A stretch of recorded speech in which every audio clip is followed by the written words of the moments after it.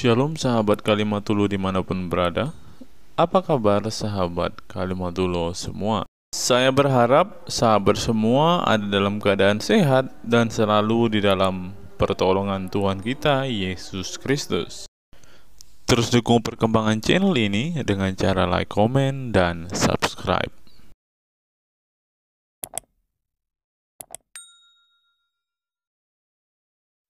Sebelum kita masuk dan fokus membahas video kita hari ini, teman-teman, kita dengarkan kesaksian pujian dari Bang Kay dulu ya, teman-teman.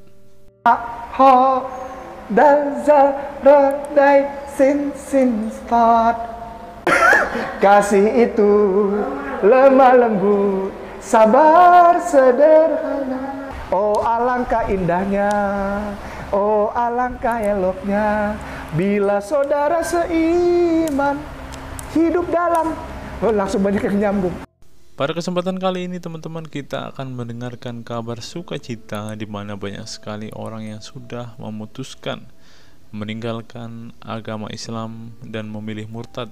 Tentu dengan banyak alasan, tentu dengan ragam alasan yang membuat mereka bisa meninggalkan agama Islam. Salah satu alasannya adalah karena Islam terbukti melakukan kekerasan dan mengajarkan kekerasan. Mari kita lihat teman-teman, fenomena pemurtadan dan kelompok Islam radikal. Sejumlah sarjana Islam mengemukakan hukuman seorang murtad adalah hak prerogatif Tuhan, bukan wewenang manusia. Masalah pemurtadan selalu menjadi isu penting dalam sejarah wacana keislaman. Dalam Islam, tindakan atau sikap seseorang muslim meninggalkan agama Islam, baik dengan perkataan maupun dengan perbuatan, disebut dengan ridah atau irtidad dalam bahasa Arab. Dan orang muslim yang melakukan tindakan ini disebut murtad. Nah, seperti yang dikatakan oleh Yakut tadi teman-teman, dengan mengatakan toa itu seperti gonggongan anjing, dia sudah murtad teman-teman. Itulah sebabnya saudara-saudara muslim menganjurkan dia untuk istighfar dan mengucapkan 2 kalimat syahadat kembali. Lanjut. Seorang dikatakan murtad belum tentu mereka pindah atau konversi ke agama baru. Bisa juga mereka kemudian memilih untuk tidak beragama, menjadi sekuler, ateis, agnostik, dan lain sebagainya. Masalah pemurtadan ini bukan hanya diskursus dan fenomena eksklusif dalam Islam saja, tetapi juga dalam agama-agama lain ya. Ada banyak pendapat di kalangan sarjana muslim tentang status ridah yang dan bagaimana seharusnya memperlakukan seorang murtad. Ada yang berpendapat ridah adalah masalah kepolitikan, bukan masalah teologi keagamaan, sehingga orang yang keluar dari Islam murtad tidak perlu dikenai hukuman apapun, termasuk hukuman pembunuhan. Karena itu akan bertentangan dengan doktrin Islam dan Al-Quran yang menggaransi kebebasan bagi seseorang untuk beriman dan beragama atau tidak beriman dan tidak beragama. Bagi mereka, sejarah hukuman pembunuhan bagi orang-orang yang keluar dari Islam lebih mengacu pada fenomena dan alasan sosial politik belaka. Dengan kata lain, kata murtad bagi mereka mengacu pada pengertian pembangkangan politik ketimbang pemberontakan teologis. Tak ada konsensus mengenainya. Tetapi ada pula yang berargumen bahwa masalah pemurtadan adalah masalah teologi keagamaan, sehingga orang yang mendeklarasikan diri keluar dari Islam harus dihukum bunuh seperti yang dipraktikkan oleh generasi Islam pasca wafatnya Nabi Muhammad.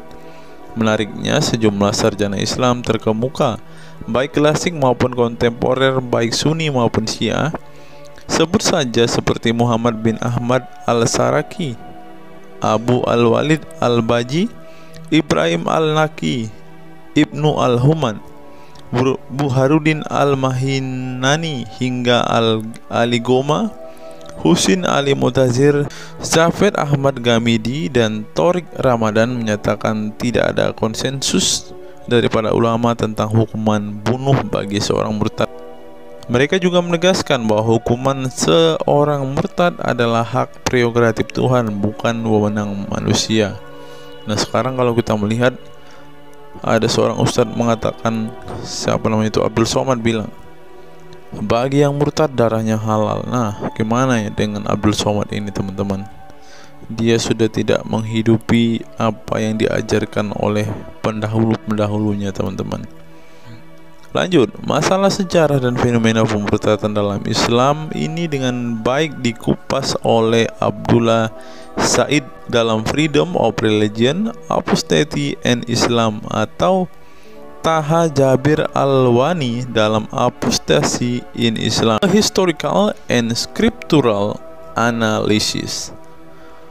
Tulisanku ini tak bermaksud membahas secara lebih dalam dan detail tentang pemurtadan ini, tetapi ingin menyajikan sejumlah fenomena pemurtadan di kalangan masyarakat Islam kontemporer, di mana banyak orang-orang yang memilih keluar dari Islam bukan lantaran menghadapi peliknya masalah teologi keislaman misalnya, melainkan dikarenakan telah muak menyaksikan perilaku Islam itu sendiri, khususnya kalangan muslim ekstremis. Nah ini juga yang buat saudara-saudara kita muslim murtad teman-teman. Nggak tahu ya Abdul Somad termasuk orang yang Islam atau muslim yang ekstremis atau enggak ya, karena dia bilang siapa yang murtad darahnya halal. Bisa jadi Somad salah satu Islam ekstremis. Berikutnya, faktor trauma.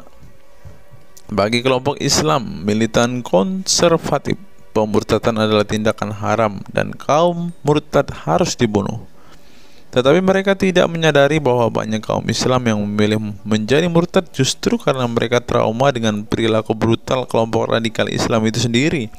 Lihat misalnya penuturan sejumlah mantan muslim dalam buku Living Islam, Apostate Speak Out, yang diedit oleh Ibnu Warak, nama samaran, seorang pensiunan Islam kelahiran Rajkot, India. Dalam buku yang sangat provokatif ini, sejumlah ex-muslim bersuara keras memberi kesaksian tentang kebobrokan perilaku kelompok muslim radikal di negara-negara yang mayoritas berpenduduk muslim seperti Pakistan, Bangladesh, Aljazair, Iran, Afghanistan, dan lain sebagainya. Para penulis buku ini sebelumnya merupakan para sarjana aktivis muslim yang taat saleh sampai akhirnya mereka menyaksikan momen-momen mengerikan dalam hidup mereka hingga akhirnya mereka menyatakan goodbye pada Islam. Lihat teman-teman, mereka ini adalah saksi keekstriman Islam teman-teman. Kini mereka memilih menjadi Kristen, agnostik, ateis, humanis, sekularis, free thinker, dan lain sebagainya. Setelah mendeklarasikan dari emoh pada Islam, mereka kemudian pada umumnya memilih tinggal di Barat, khususnya Amerika Serikat, Kanada, Eropa Barat, dan Australia. Karena kalau mereka tinggal di Arab ya pasti dipenggal teman-teman. Sebagai suaka baru mereka dengan pertimbangan satu, masalah ketidakamanan jika mereka tinggal di negara asal mereka, sebab seorang yang pindah agama dihukumi murtad dan mereka itu bisa dibunuh. Nah benar apa yang saya katakan tadi kan teman-teman. Yang kedua, lantaran di Barat ada jaminan soal kebebasan beragama. Nah kalau di negara asal mereka hanya satu agama teman-teman, kalau mau meluk agama lain ya siap-siap dipenggal karena darahnya halal. Inilah ajaran Islam yang asli. Berikutnya, buku yang ditulis oleh kaum murtad ini penting untuk disimak sebagai kritik tajam atas tindakan radikalisme agama yang dilakukan oleh, meminjam istilah Muhammad Said Asmani, kelompok ekstrim yang sering mendebarkan kekerasan dan kebencian dalam menyampaikan pesan-pesan keagamaan, tanpa disadari bahwa perilaku sadis dan barbar mereka telah menyebabkan sebagian umat Islam frustasi dan kehilangan kepercayaan terhadap agama mereka, kemudian memilih hengkang dari Islam. Ini menunjukkan bahwa masalah pemurtadan atau proses konversi tidak semata-mata masalah teologi keagamaan, tetapi juga sosial, politik, dan ekonomi. Itulah yang dialami Ibnu Warraq, Ali Sina, Anwar Saik, Faisal Muhammad, Syarek Malik, Samia Libini, Abul Qasem, dan masih banyak lagi. Semula mereka adalah para pemeluk Islam saleh yang kemudian memilih keluar dari agama ini setelah mereka mengalami dan menyaksikan peristiwa tragis dalam sejarah hidup mereka. Simak misalnya penuturan Ali Sina dalam Why I Live Islam, My Passage from Faith to Enlightenment. Ali Sina yang masih keturunan Ayatollah Iran ini menuturkan pengalaman getir hidupnya menyaksikan serangkaian horor di negaranya Iran. Dia mengatakan sejak Ayatollah Khomeini berhasil menggulingkan diktator Shah Reza Pahlavi pada tahun 1979, segera ia mengganti ideologi sekuler negara dengan ideologi Islami yang tunduk sepenuhnya pada otoritas Khomeini. Masih menurut Ali Sina, alih-alih ingin menegakkan kedaulat Tuhan, dalam praktiknya yang terjadi justru penegak kedaulatan Khomeini, di mana melalui agen rahasianya yang bernama Saza Mene Ate Laat Fa Amniate Keskharar, yang disingkat Sefak, dia dan para pendukungnya menghancurkan siapapun yang tidak mau tunduk pada otoritas politik keagamaannya, termasuk bekas sekutunya. Maka pada saat Imam Khomeini berkuasa, kata Sina, nyawa pun menjadi sangat murah. Ribuan orang Irak dibunuh sebagai efek perang teluk antara Iran-Irak. Ribuan pengikut Bahai Faith disiksa dengan tuduhan murtad, dan ribuan penduduk Iran yang menolak otoritas politik dan agama sang imam dipenjara. Nasib kaum perempuan lebih tragis lagi. Sebelum dibunuh, mereka diperkosa oleh tentara syariat dengan alasan sebagai imbalan pembangkangan kepada sang Ayatollah sekaligus tiket menuju surga. Oh, ngeri teman-teman, tiket menuju surga. Peristiwa tragis semasa rezim Khomeini ini membuat Ali Sina trauma dan kehilangan kepercayaan terhadap Islam sehingga ia memilih murtad. Sekarang ia mendirikan Faith Freedom Foundation untuk mengadvokasi orang-orang yang ingin meninggalkan Islam.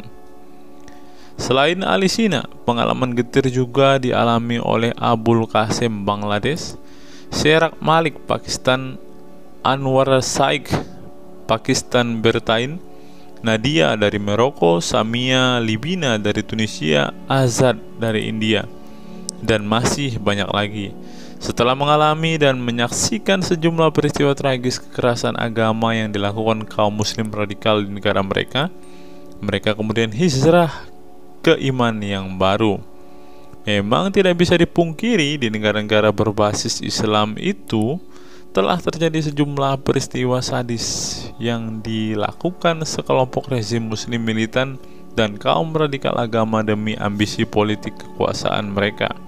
Atas nama agama dan penegakan syariat Islam, mereka melakukan serangkaian teror dan kekerasan terhadap kelompok minoritas dan lawan-lawan politik agamanya. Penulis perempuan Mesir Bad Yeor telah menunjukkan dengan baik sebagian dari sejarah gelap radikalisme kelompok militan konservatif terhadap kaum minoritas ini dalam buku The Decline of Eastern Christianity Under Islam From Jihad to Dhimmitud. Dalam buku ini, dia berpendapat bahwa konsep dhimmi, khususnya Kristen dan Yahudi yang secara literal mengacu pada definisi protected people, orang-orang yang dilindungi, dalam realitasnya justru menjadi kelompok yang diperas, dieksploitasi karena di samping dipaksa membayar pajak pada pemerintah, mereka tidak pernah menikmati hak-hak sipil sebagai warga negara. Di negara-negara berbasis syariat Islam, mereka memang menjadi warga negara kelas 2, kalau bukan malah tidak berkelas lagi. Wah. Tidak hanya non-muslim saja, kaum muslim yang kebetulan berseberangan dengan ideologi dan aliran keagamaan rezim penguasa, baik rezim Sunni maupun Syiah, juga mendapat perlakuan kejam dan diskriminatif. Sebagian dari kaum muslim yang dizolimi oleh rezim Islam ekstrem ini masih bertahan memeluk Islam. Tetapi sebagian lain lebih memilih kabur ke negeri lain dan emoh memeluk Islam lagi. Ilustrasi di atas merupakan peringatan keras sekaligus memberi pelajaran berharga bagi umat Islam. Dengarnya saudara-saudara Islam, khususnya kelompok muslim militan konservatif yang selama ini getol berdakwah dengan cara-cara kekerasan dan intoleran. Perilaku brutal dan aksi-aksi kekerasan yang mereka lakukan tidak hanya menyebabkan simpati publik terhadap kaum muslim merosot atau melorotnya tingkat kepercayaan publik terhadap Islam sebagai agama damai, toleran, pluralis, dan rahmatan lil alamin. Tetapi lebih dari itu, tindakan konyol kaum radikal agama ini telah menyebabkan pemurtadan sebagian umat Islam itu sendiri. Kedepan kaum muslim harus menebarkan Islam dengan cara-cara damai, santun, dan toleran, bukan dengan tindakan keras, kasar, dan intoleran yang justru merugikan Islam dan kaum muslim itu sendiri. Jika memang Islam itu agama rahmat bagi alam semesta, maka buktikan itu dengan tindakan nyata. Wallahu alam bishawab. Nah, itulah fakta-fakta yang bisa saya sampaikan pada kesempatan hari ini, teman-teman. Kiranya fakta-fakta ini dapat membuat kita semua sebagai umat Kristen semakin bersemangat berdoa, terlebih memberitakan Injil kepada saudara-saudara muslim kita yang benar-benar rindu, yang benar-benar ingin dan haus mendengarkan kabar baik, teman-teman. Karena Alkitab memang mengatakan ada orang-orang yang hatinya sudah tertutup untuk Injil dan mereka tidak akan pernah mendengarkan kabar baik itu. Bagi saudara-saudara muslimku, segeralah murtad, karena sesuai dengan apa yang kita bacakan hari ini, banyak sekali fakta-fakta yang di luar nalar yang bisa menjadi alasan kalian untuk meninggalkan agama Islam. Apa pendapat teman-teman setelah menyaksikan video ini? Kiranya video ini memberkati kita semua. Dan sampai bertemu di video-video kita berikutnya. Salam waras, salam sadar, God be with you all.